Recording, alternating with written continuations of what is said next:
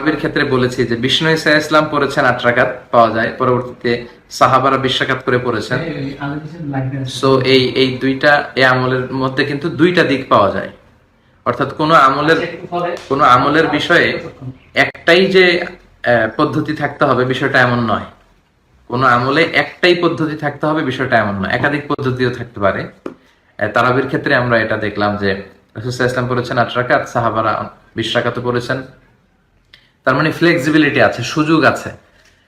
এখানে কোয়ান্টিটিটা ধর্তব্য না, মানে কয় রাকাত পড়েছেন এটা ধর্তব্য না, বরং কোয়ালিটি কতটা সুন্দরভাবে। দেশে তারাবি পড়ে, এটা আসলে না, এটা ঠিক না। হাদিসে এসেছে রুব্বা কারিন লিল কোরআন ওয়াল কোরআন ইয়ালআনুহু। অনেক কোরআনের কারি আছে যে এই কারীদেরকে কোরআন লানত করে, খুব স্পিডে পড়ে। এই দ্রুত কোরআন পড়া যাবে না, এতে কোরআনের যে রহমত এটা না পেয়ে কোরআন আমাদেরকে লানত করছে, অভিশাপ দিচ্ছে। আমরা কোরআনের অভিশাপের মধ্যে যেন না পড়ে যাই।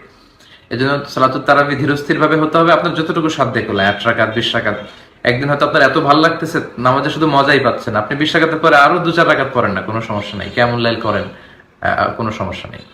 তো আমরা বলছিলাম যে তারাবির সালাতে কোয়ান্টিটিটা লক্ষণীয় নয়, লক্ষণীয় হচ্ছে কোয়ালিটি। আপনি কত স্মুথলি, আপনার রুকুটা কত সুন্দর হচ্ছে, কত দীর্ঘ সময় আপনি সেজদায় পড়ে থাকছেন, এটা। তো এই দিকে আমাদের খেয়াল নেই, আমরা 8 রাকাত 20 রাকাত নিয়ে রমজান আসলেই ঝগড়ায় জড়িয়ে পড়ছি, এটা কিন্তু ঠিক না।